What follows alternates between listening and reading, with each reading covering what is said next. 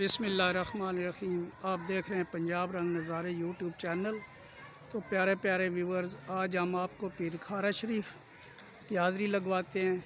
یہ سامنے جو عمارت آپ دیکھ رہے ہیں، یہ پیر کھارا شریف کے دربار کے ساتھ بہت ہی خوبصورت مسجد ہے، اور اس کا یہ سامنے جو ہے مینار ہے، بہت ہی پیارا مینار ہے، اور ساتھ ہی پیچھے اس کے پہاڑ ہیں، بہت ہی خوبصورت پہاڑ ہیں، اور یہ سامنے جو ہے دونوں دربار ہیں، آپ دیکھیں۔ اور یہ مسجد کے ساتھ ہی یہ مدرسہ ہے، جہاں پہ بچے قرآن پاک کی تعلیم حاصل کرتے ہیں، حفظ کرتے ہیں۔ اور اس کے مدرسے کے پیچھے بہت ہی پیارا منظر ہے پہاڑوں کا، بہت ہی خوبصورت پہاڑ نظر آ رہے ہیں، اور یہ جو سامنے پہاڑ نظر آ رہے ہیں، یہ تمام ایریا ضلع چکوال کا ہے،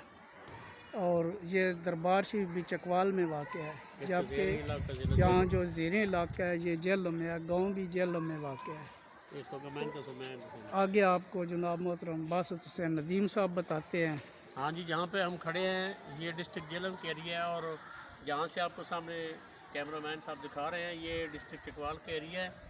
اور سامنے اس کے نیچے جو ہے دارالمطالعہ سامنے نظر آ رہا ہے۔ یہاں پہ درس و تدریس کا قرآن پاک کا حفظ کا سلسلہ شروع ہے۔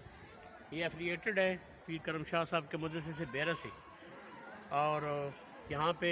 ہزاروں طلباء جو ہے وہ حفظ و ناظرہ اور تجوید کا جو ہے نا وہ علم حاصل کر کے یہاں پہ اپنے جو علم کی پیاس بجاتے ہیں، فیض و برکات حاصل کرتے ہیں۔ یہاں کی بہت بڑی شخصیت طارق محمود پیرزادہ صاحب ہیں، جو کہ ان پیر صاحب کے جو ہے وہ جد امجد ہیں۔ تو یہاں سامنے دربار عالیہ نظر آ رہا ہے، سامنے پہاڑ ہے، اور سامنے آج تو